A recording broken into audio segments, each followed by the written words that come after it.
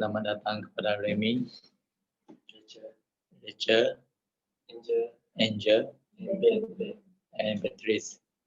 Okay. Sekali lagi kita datang ke Bible Study untuk youth. Dan malam ini kita akan pergi ke buku Lukas. Tapi sebelum itu kita akan berdoa. Malam ini Rachel berdoa. Mari kita berdoa. Tuhan Bapa kami bertata di kerajaan syurga, terima kasih Tuhan malam ini kami dapat berkumpul bersama di Zoom meeting ini untuk Bible Study sama dengan Uncle Alex. Berkatilah segala yang Uncle Alex kongsikan, biarlah semua itu datang dari Engkau Bapa, dan apapun yang dikongsikan nanti biarlah semua itu menjadi suatu panduan untuk kami, dan kami juga kongsikan kepada orang di sekeliling kami. Tuhan berkati tiap kami yang berada dalam Zoom meeting ini, dan mungkin yang mungkin mau join nanti dan juga yang tidak dapat, berserta dengan mereka dimanapun mereka berada. Bapa, ampuni segala salah kami dan berikan kami hati yang mengampuni juga Bapa. Terima kasih untuk berkat Engkau sepanjang hari ini, dan kami serahkan doa ini dalam nama Yesus Kristus yang menjadi juru selamat kami. Amin. Amin. Mari kita sama buka ke Lukas bagi 9.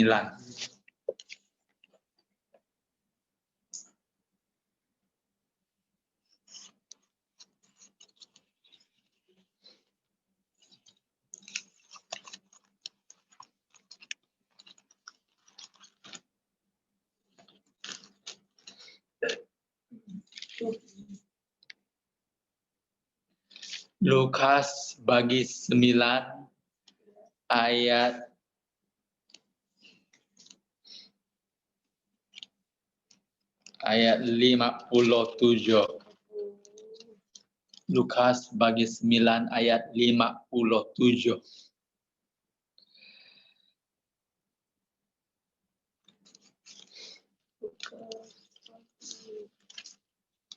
Lukas bagi 9 ayat 57.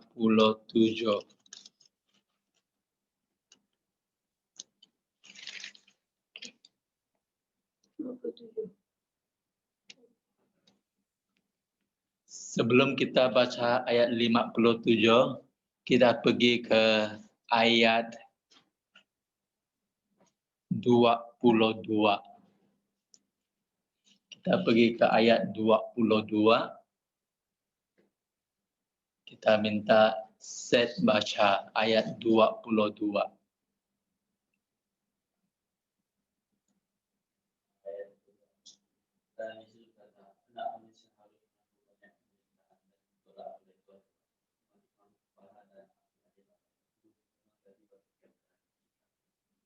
Dan Yesus mula berkongsi kepada murid-muridnya bahwa dia akan disalibkan.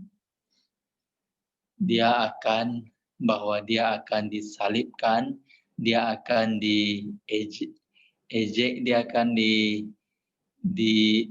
ditolak oleh imam besar, oleh guru-guru, oleh ketua-ketua masyarakat, dan Yesus akan dibunuh, dan pada hari ketiga dia akan bangkit. Dan di ayat 23,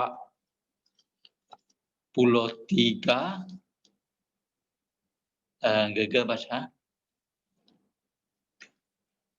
Then he said to them all, if anyone desires to come after me, let him deny himself and take up his cross daily and follow me. Ayat 24. For whoever desires to save his life will lose it, but whoever loses his life for my sake will save it. Lalu Yesus mula berkongsi dengan murid-muridnya. Sesiapa yang ingin mengikut saya harus memikul salibnya dan tiap-tiap hari dan mengikut saya. Sebab sesiapa yang mau selamatkan dirinya sendiri akan kehilangan semuanya, tetapi mereka yang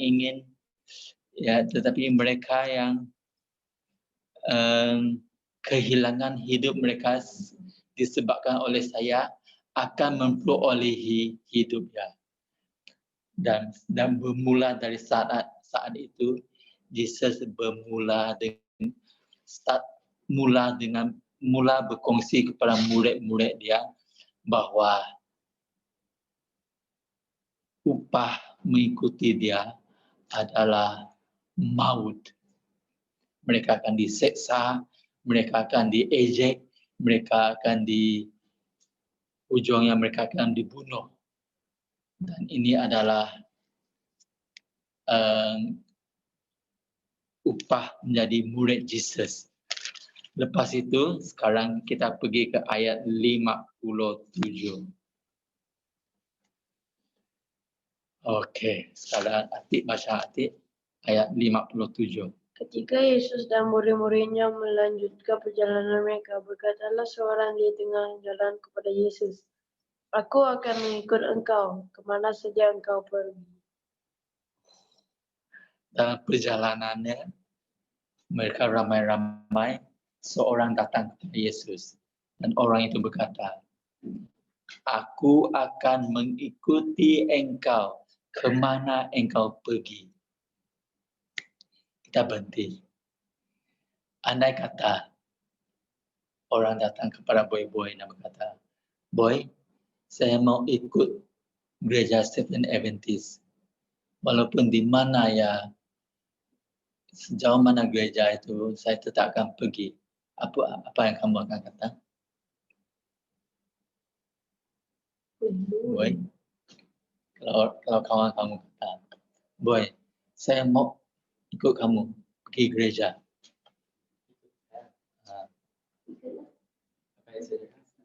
Ya. Jom. Ya, Boy akan kata jom. Kalau orang tanya dek Angka pun akan kata jom.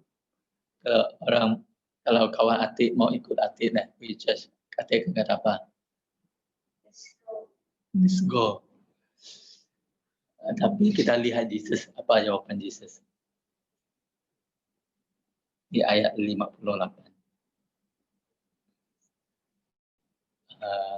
Boy baca ayat 58. Yesus berkata kepadanya, "Serigala mempunyai liang dan burung mempunyai sarang, tetapi anak manusia tidak mempunyai tempat untuk meletakkan kepalanya." Lalu Yesus berkata, "Hai brother, serigala mempunyai liang." Apa itu liang? Tempat tinggal serigala. Lubang. Okey, steady. Lubang. Serigala, siapa itu tadi? Serigala. Bukan, siapa? Bebek. Oh, bebek. Bed. Okey. Serigala mempunyai lubang, burung memiliki sarang, tetapi anak manusia tak ada tempat untuk Meletak. baring.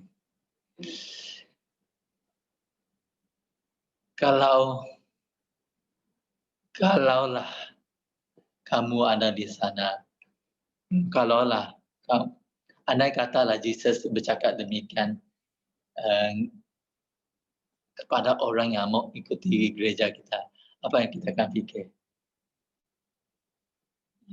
Kamu mesti ikhlas. Bukan, macam ni. Kalau kawan kamu, kalau Bible cakap demikian dengan orang yang mau mengikuti dia, apa yang kamu akan fikir? Itu strategi salah kan? Cuba fikir. Apa Syasha sering berkata, kalau kita menginjil, jangan beritahu mereka, gereja kita tak boleh makan babi, gereja kita tak boleh makan undang. Jangan beritahu mereka itu. Beritahu yang manis-manis supaya mereka mau masuk. Tetapi kita lihat Yesus macam mana dia cakap. Hai brother, lubang ada, serigala ada lubang, burung ada sarang. Tetapi kamu mau ikut saya kah? Saya tak ada tempat untuk tidur. Masih maukah? Paul. Adakah itu strategi yang baik? Tapi kenapa Yesus kata demikian? Betul, nah. Ya. Yesus lihat orang itu dan Yesus tahu bahwa macam ni ya. Orang itu kamu lihat dia. Dia berkata, I will follow you. Dalam bahasa Melayu adalah saya akan mengikuti engkau. Dia bukan berkata, Jesus, mungkin saya akan ikut engkau. Dia tidak kata mungkin. Dia kata, saya akan. Dia tidak berkata, Jesus, tengoklah, mungkin saya akan ikut. Dia tidak kata demikian. Dia kata, Jesus, saya akan ikut engkau. Dan dia berkata, kemana engkau pergi? Saya akan ikut.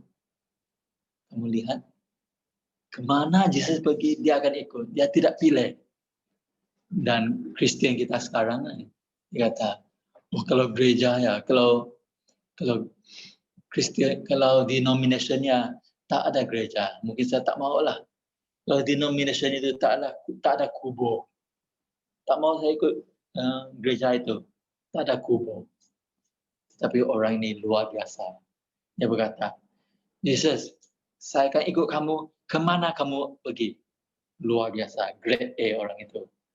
Tetapi Jesus berkata, Jesus tahu,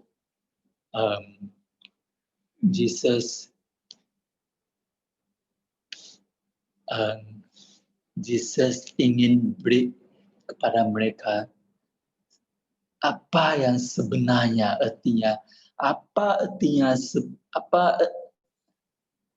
sebenarnya arti menjadi seorang Kristen. Dan Rachel, Beatrice, Angel, Remy, Seth, dan kita semua, apabila kita bersaksi kepada orang, last ya, apabila mereka mengambil keputusan untuk baptisan, kita pun harus beritahu mereka. Jangan tak beritahu mereka. Untuk masuk ke gereja ini, kamu harus menuruti hari Sabat, menyucikan hari Sabat. Beritahu mereka dahulu. Sebab apabila mereka mengambil keputusan untuk ikut Yesus, ia adalah keputusan yang betul-betul antara hidup dan mati. Mereka mesti tahu apa akibatnya. Jangan tunggu lepas mereka dibaptis baru beritahu. Kamu harus beri persepuluhan. Jangan tunggu sampai itu. Beritahu yang pros and cons dulu. Biar mereka pilih. Dan itu yang Jesus buat. Dan rasa-rasanya orang itu ikut kata.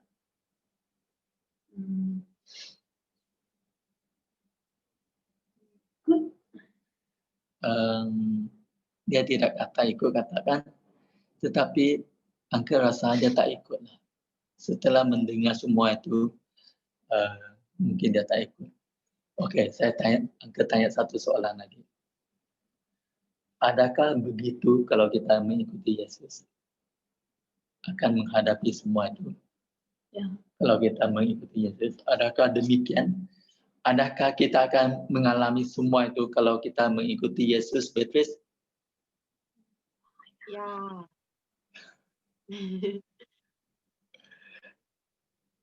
Adakah bermaksud engkau sekarang tak ada tempat tidur? Adakah ia bermaksud engkau sekarang tak ada rumah? Tidak. Ya, Ada tidak. rumah, tapi kesulitan dia lain sedikit, tapi sama level. Okey. Saya kongsi kamu satu ayat. Pengalaman Paul di 1 Korin bagi 4.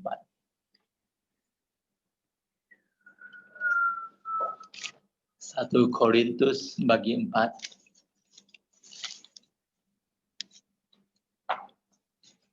Ayat 11.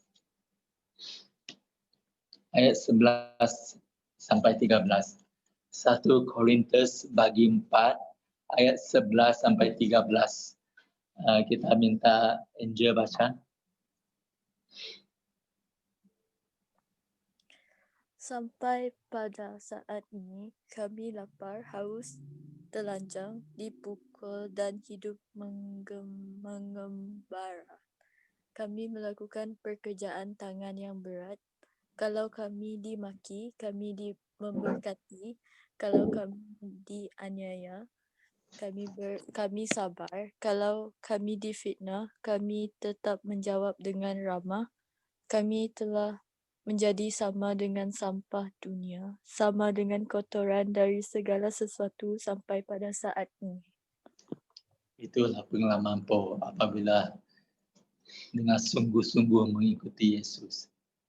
Dia berkata, sampai ke saat ini kami lapar, kami haus, kami telanjang, walaupun baju kami tercari sana sini. Kami diseksa, kami tak ada tempat diam, tak ada rumah. Dan itu pengalaman Yesus juga. Yesus berkata, anak manusia tak ada tempat untuk tidur. Apabila orang itu belum tahu. Tetapi apabila orang itu kata, saya mau ikut kamu Yesus, dia sebenarnya ikut seorang yang homeless. Kamu tahu orang homeless? Boy? Ya, orang yang tidur di kaki lima itu. Di Bintulu ada orang macam itu kan?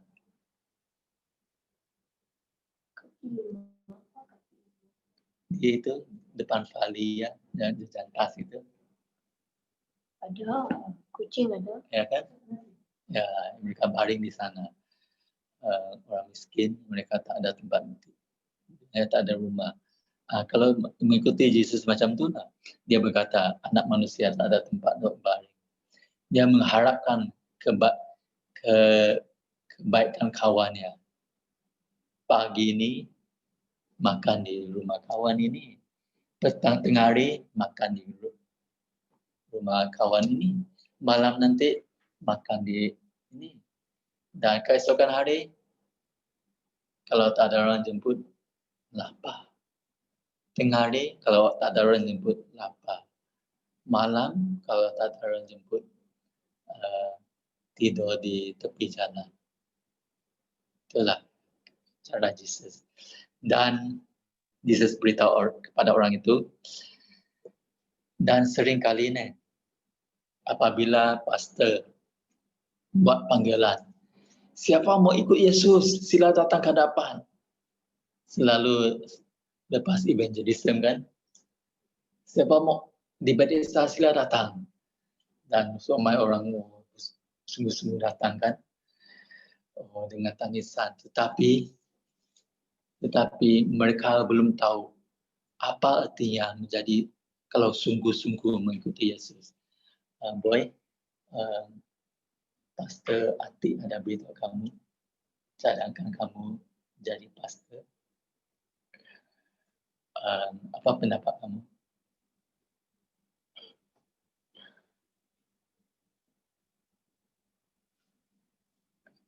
Mungkin boleh fikir-fikirkan. Ya, dan tetapi ini daripada ayat ini, Yesus mau kita fikir betul-betul. Okay? Fikir betul-betul. Menjadi Kristian adalah komitmen sepenuhnya. Komitmen sepenuhnya. Komitmen sepenuhnya. Apa maksud komitmen sepenuhnya? Apa maksud komitmen sepenuhnya dibandingkan dengan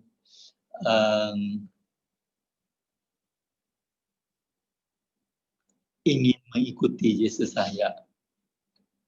Kalau kita ingin mengikuti Yesus saja, dia kalau ada senang kita ikut, kalau tak senang kita tak. Kalau komitmen sepenuhnya, kita bersungguh-sungguh sampai ke kita ingin melihat hasil daripada keputusan kita. Kita mau lihat orang dibaptis disebabkan kita. Itu artinya komitmen. Dan itu yang Yesus ingin. daripada murid-muridnya. Komitmen sepenuhnya. Sanggupkah kita komitmen sepenuhnya? Apabila kita kata kita mau, berarti pelayanan kita harus ada hasil baru kita puas. Okey? Dan kita mau lihat kita dapat bawa orang menjadi murid Yesus. Itulah artinya komitmen sepenuhnya. Okay? Dan itu yang Yesus ingin dari kita. Dan orang itu mungkin tak give up. Datang orang kedua. Di ayat 59, Beatrice, kamu baca ayat 59. Lukas 9:59 kan? Ya. Ya. Okey, lalu ia berkata kepada seorang yang lain, "Ikutlah aku." Tetapi orang itu berkata, "Izinkanlah aku pergi dahulu menguburkan bapakku." Ayat 60. Tetapi Yesus berkata kepadanya, "Biarlah orang mati menguburkan orang mati, tetapi engkau pergilah dan beritakanlah kerajaan Allah di mana-mana." Okey. Dan lepas itu di rantau jalan, Yesus jumpa dengan seorang lagi. Dan Yesus berkata, "Jom ikut saya." Dan apa yang orang berkata? Apa yang orang itu berkata, Seth? Adakah itu alasan yang bagus? Tidak. Kubur bapak dia apa? Takkan dia bangkai di tepi jalan.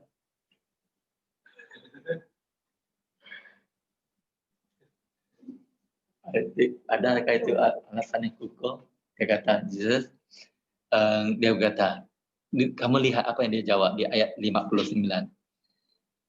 Yesus berkata kepada orang itu, ikutlah saya. Dan orang itu berkata, Tuhan,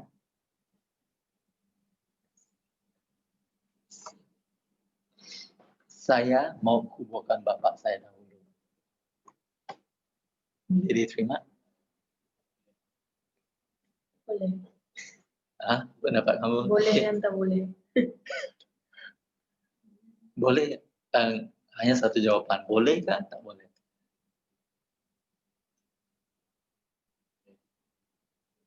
Boleh. Yesus berkata, ayat 60.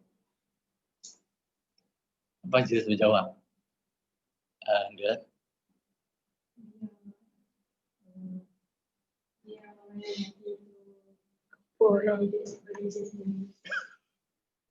Orang mati kuburkan dia sendiri. apa maksud Yesus? Dia orang mati itu mati. Jawapannya macam ini. Dengan betul-betul. Orang itu berkata, Tuhan, boleh saya ikut kamu. Tetapi biar saya kuburkan bapak saya dulu. Itu bukan bermaksud bapak yang sudah mati. Tak. Itu bermaksud biar saya tunggu, biar saya jaga bapak saya sampai satu hari dia mati dan saya boleh kuburkan dia. Kalau baru saya ikut kamu. Itu mungkin tempoh yang panjang. Bapak yang sekarang masih hidup. Okay. Dan Yesus tak mau itu. Yesus mau komitmen sepenuhnya. Dan kamu apa? Dan Yesus berkata di ayat 60. Apa yang Yesus berkata di ayat 60? Biarlah orang mati menguburkan orang mati, tetapi engkau pergilah dan beritakanlah kerajaan Allah di mana-mana. Apa maksudnya? Biar orang mati, kuburkan orang mati. Apakah orang mati kuburkan orang mati? Tahu. Maksud dia di sini adalah biar mereka yang mati itu mati secara rohani, mati rohani, bermaksud mereka tak mau terima Injil ini yang sudah mati dalam rohani. Biar mereka yang mati rohani itu yang tak mau bekerja untuk Tuhan itu, biar mereka itu yang kuburkan oleh mati. Tetapi kamu ini yang hidup secara rohani itu, pergi memberitakan Injil. Okay? Yesus berkata, menginjil ini sangat penting. Di dunia ini ramai orang yang tak mau menginjil. Mereka ini sudah mati secara rohani. Biar mereka ini menguruskan yang bangkai itu. Tapi kita yang bersungguh-sungguh itu, biar kita menginjil. Yesus mau komitmen sepenuhnya. Okay? Lepas itu datang orang ketiga. Di ayat 61. Ayat 61, Rachel, bahasa Rachel. Ayat 61. Still another said, I will follow you, Lord, but first let me go back and say goodbye to my family. Alasannya bagus kata. Arti alasan itu boleh pakai kata. Boleh, tapi agak lama sikit. Lama sikit. Boleh pakai apa? Dia kata, baik Tuhan, saya mau ikut. Biar saya mengucapkan selamat tinggal kepada keluarga saya dahulu. Boleh kan? Tetapi lihat apa jawaban Yesus di ayat 62. Ayat 62, Jesus replied, no one who puts his hand to the plow and looks back is fit for service in the kingdom of God. Okey. Kamu perhati betul-betul ayat 61. Sekali lagi baca ayat 61. Ayat 61, still another said, I will follow you, Lord, but first let me go back and say goodbye to my family. Still another said, I will follow you, Lord. But itu yang masalah ya. I will follow you, Lord. But dalam bahasa Melayu macam mana nanti? Tetapi. Cuba baca semua. Ayat 61. Tapi izinkanlah aku pamitan dahulu dengan keluarga. Izin. Masalah orang ketiga ini, dia berkata, saya akan ikut kamu Tuhan, tetapi, itu yang masalah ya. Ada tetapi di sana. Okay? Jesus berkata, kalau orang yang ingin memajak tanah ya, kalau dia hati ya 2-3 masih dapat memaling ke belakangnya, tak layak untuk perintah syurga. Okay? Tak layak untuk perintah syurga. Lebih lagi menjadi seorang pastor. Menjadi seorang pastor. Kalau kita mau menjadi seorang pastor, yang pertama kita bukan mau gaji ya. Gaji yang tak besar. Gaji seorang pastor tak besar. Bukan saya mau discourage kamu orang, tetapi saya mau kita orang semua tahu kalau menjadi pastor adalah komitmen 100%. Kalau kita sudah start membajak tanah, dia berkata, kalau kita paling ke belakang, tak layak. Kalau hati kita masih terikat dengan keluarga, tak dapat. Apabila kita menjadi pastor, kamu akan dikehendaki pergi ke tempat yang jauh. Kamu akan dikehendaki pergi ke Sungai Arif. Kamu akan dikehendaki pergi ke Lawas. Kamu dikehendaki pergi ke Asap. Dan kamu akan kata, Kemana Tuhan panggil, saya akan pergi. Kemana Tuhan panggil, saya akan pergi. Itulah sifat seorang pastor. Mereka tak kata, tak mau, saya mau di bandar besar saja. Tak ada macam tu. Kamu tahu, tahun depan Pastor Jacob akan dipindah ke mana? Pastor Jacob akan dipindah ke Arif. Siapa pernah pergi ke Arif? Pernah?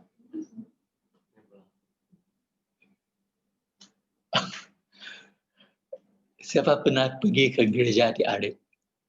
Ke rumah Pastor Arif? Saya. Pernah, Arif? Pernah. Kan kita hantar baju kan? Ya, saya pinjam tandas pastor.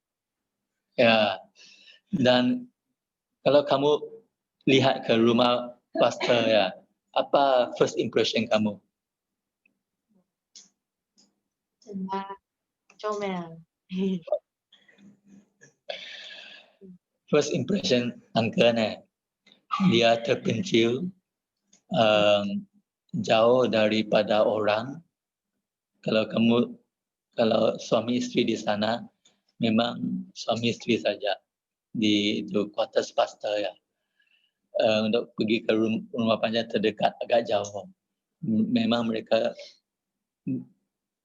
suami isteri saja di sana. Line handphone jangan harap, memang tak ada line, dan bersiap sedia untuk berkorban. Komitmen 100%.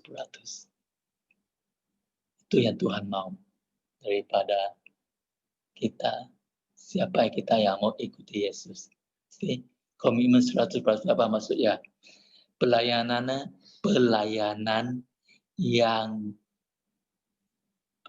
kita mau lihat sampai berbuah, berhasil. Itulah komitmen. Berbanding dengan mengikuti sahaja. Mengikuti saja kita ikut, senang ikut, tak senang tak ikut. Itu yang Tuhan mau. Tuhan mau kita, apabila kita start membajak tanah ya, kita tak akan berpaling balik. Okay, itu maksudnya komitmen 100%. Nah, itu yang Yesus mau. Dan itulah yang pengalaman Paul. Okay. Dia tidak balik ke belakang, dia lapar, dia haus, dia telanjang, dia diejek, dia dihina, semua itu dia sanggup terima. Sebab komitmen dia kepada Tuhan 100%. Dia ingin lihat penginjilannya berbuah, dan penginjilannya sungguh-sungguh berbuah. Sampai ke hari ini, bermula dari 12 orang murid, sekarang Kristianiti adalah agama yang paling ramai umatnya. Tetapi malangnya, kebanyakan umatnya tidak komitmen 100% seperti Paul. Okay, jadi saya harap Rachel, Angel, Beatrice, Ati, Remy, Boy, Seth, Nagaga, dan Angka juga akan beri hidup 100% untuk Tuhan. Okay? Dan Angka akan berkata, Angka kerja di Cisco, dan kerja Cisco Angka adalah kerja sambilan saja untuk cari duit untuk menolong penginjilan. Itulah komitmen 100%.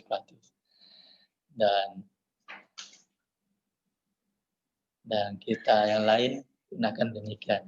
Kerja kita di dunia ini adalah kerja untuk cari duit untuk menolong penginjilan. Okay? Okay, ada apa-apa tambahan? Lebih lagi dari Remy.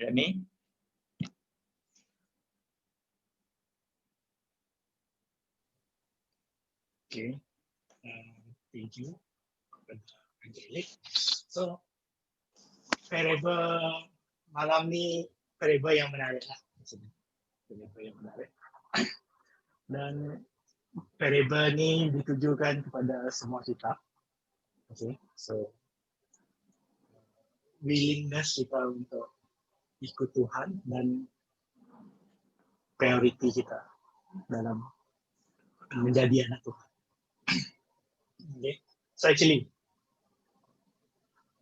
original Greek untuk follow me itu adalah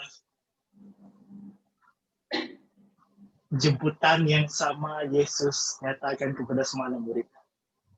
Okay. Dia word yang sama. Maksudnya original itu sama lah. Dan jika kita compare anak murid Yesus, mereka semua bagi respon yang tidak ada diri.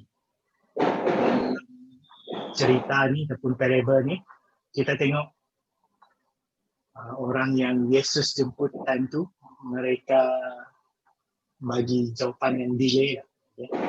Saya tunggu bapa saya mati dulu, baru saya join.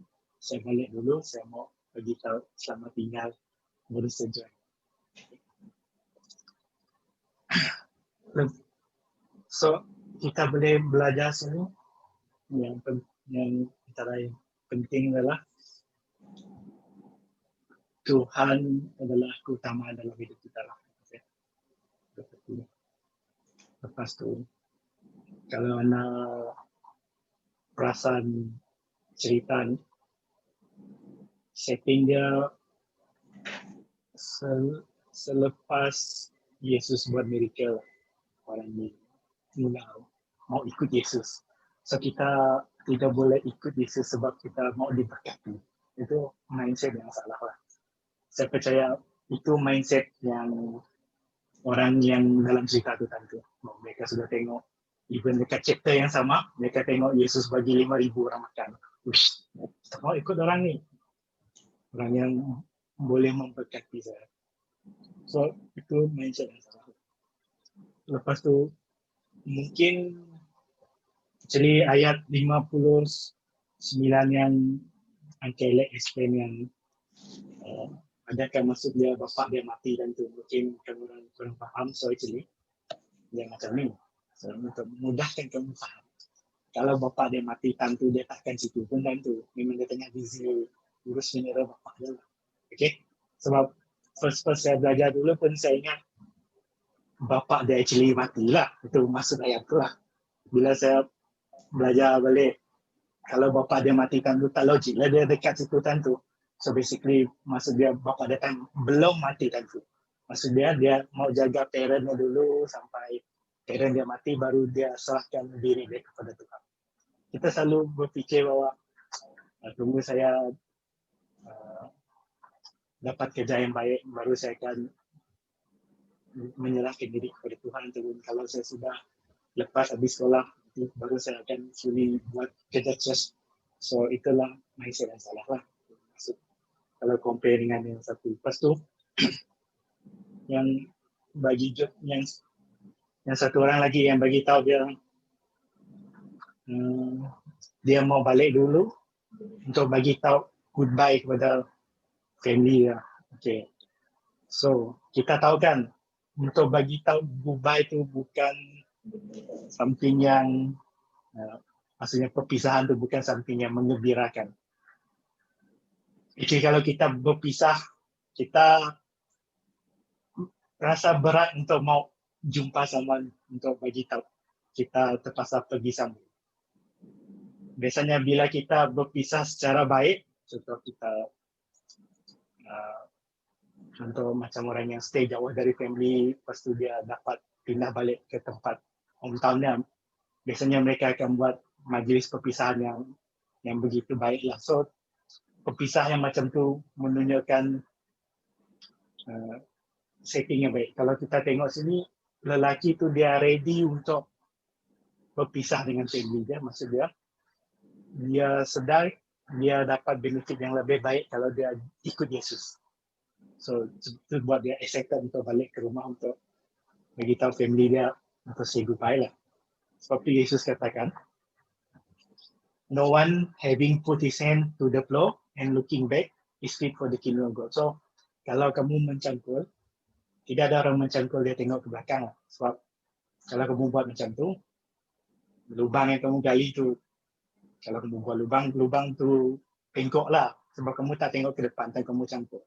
So kalau kita ikut Yesus untuk pergi kerajaan dia, kalau kita asyik tengok masa lampau kita, macam rakyat Israel masa mereka tu, mereka sanggup lagi stay dekat Egypt sebab makanan sana lebih sedap walaupun mereka terseksa. So kadang-kadang ramai yang ikut Yesus, pasti mereka rasa macam susah ikut Yesus, tak dapat lepak, tak dapat buat ini, tak dapat makan itu. Lepas tu kita kecenderung untuk kembali ke arah yang salah lah. Okay. So, sebab tu untuk ikut Tuhan kita mesti sentiasa tengok ke depan supaya kita tidak ke arah yang salah. Okay. So inilah parable course of discipleship ini. Yesus bagi intro yang baik sebab dia bagi orang yang berminat untuk join dia gambaran bagaimana kehidupan seorang kisir. Ramai orang ingat kehidupan kisir itu kehidupan yang menggembirakan. Tapi kita telah belajar last week, you will be persecuted because of my name, for my name's sake. So kita perlu expect itu dalam hidup kita. Bila kamu kena persecute sebabkan nama Yesus, percayalah kamu berada di laluan yang betul. Seperti Yesus katakan, berbahagialah orang yang blessed those are persecuted for my name's sake. Dalam Matius 5 lah, dia katakan itu di beatitude. Okay. So untuk kita belia, sebelum kita buat keputusan, kita mesti renungkan adakah kita sanggup melalui semua itu. Itu satulah. Okay. Sebab perkataan yang Yesus katakan follow itu, dia bukan macam follow kita berjalan-jalan. Kalau letih, saya balik, dia bukan. Maksud dia follow itu, ikut dia sampai ke akhir hayat. Dia punya word tu, macam tu lah meaning dia. Bersama dengan dia sampai kamu mati. Maksudnya tak ada setengah jalan terus give up. Bukan follow yang macam itu.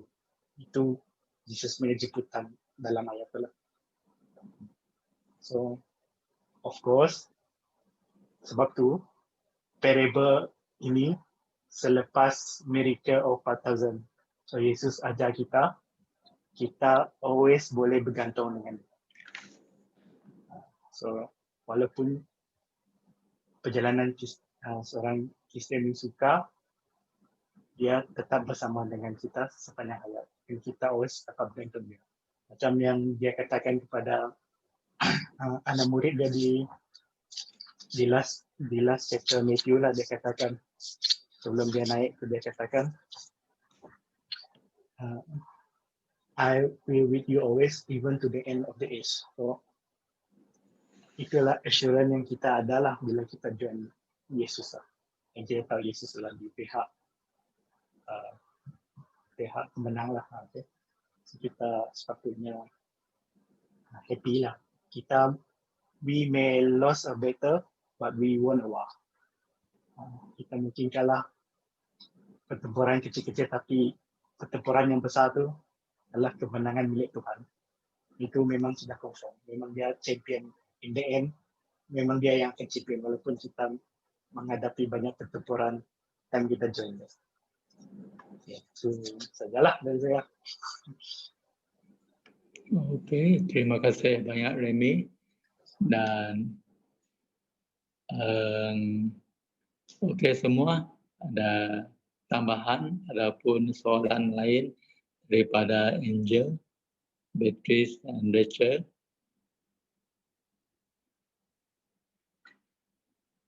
Ada apa-apa mau ditambah sebelum kita menutup?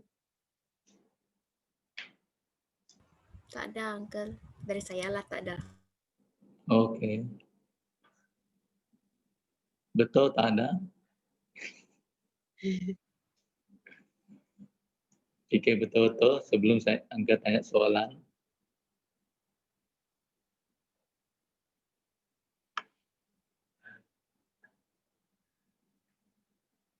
Uncle saya tak faham yang orang mati menguburkan orang mati. Tadi Uncle cakap yang orang yang mati dalam rohani akan Ya, menguburkan orang yang mati.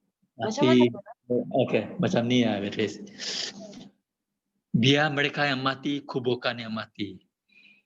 Jadi dan Yesus berkata, biar mereka yang mati kuburkan yang mati, tetapi engkau ikut saya mengabar Injil. Yesus berkata, biar mereka yang mati secara rohani itu, yang malas untuk menginjil itu, biar mereka itulah yang menguburkan orang yang betul-betul mati itu, yang orang mati fizikal itu. Dan kita ini yang rohani, secara rohani itu hidup ini kita yang faham ertinya menjadi umat Tuhan. Kita inilah yang menginjil, tak ada masalah lagi. Okay? Biar mereka yang mati secara rohani itu uruskan semua hal-hal duniawi. Okay? Kita tak ada masalah untuk semua itu. Kita mau menginjil, kata Yesus. Okey, Beatrice, faham? Okey. Okey, Coach. Ya. Okey, itu maksud dia. Mati secara rohani itu, kuburkan mereka yang mati secara fizikal itu. Okey, biar kita yang tahu maksud yang tahu ertinya perintah syurga ni menginjil. Sebab ladang yang luasnya, padi sudah masak, tetapi penuai orang yang tuai sedikit. Jadi kita harus bekerja siang dan malam. Okay? Dan maksud dia hal-hal duniawi ini kita jangan kira sangat dengan hal duniawi. Kita fokus kepada hal syurgawi. Itu maksud Yesus. Okey. Okey, kita serahkan kepada boy-boy.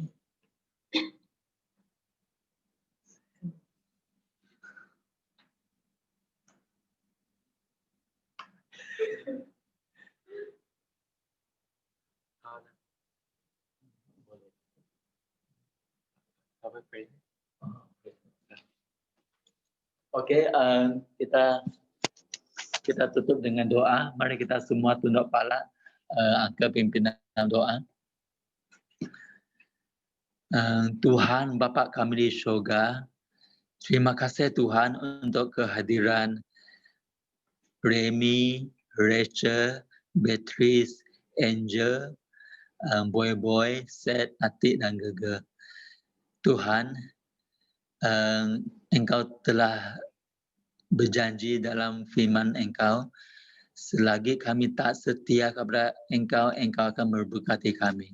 Kami berdoa supaya Engkau tetap memberkati mereka 8 orang ini Tuhan. Supaya ilmu mereka tentang kebenaran akan bertambah. Supaya mereka satu hari nanti pun boleh mengajar orang lain. Dan mereka akan komitmen 100% untuk Tuhan.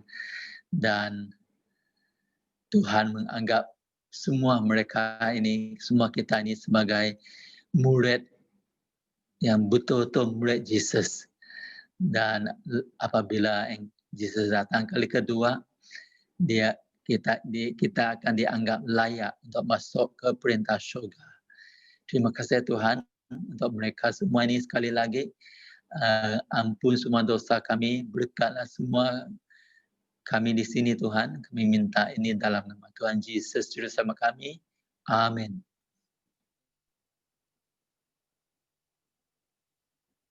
Thank you, Uncle. Bye. Uncle. Bye-bye. Bye. Semua. Good night. Okay.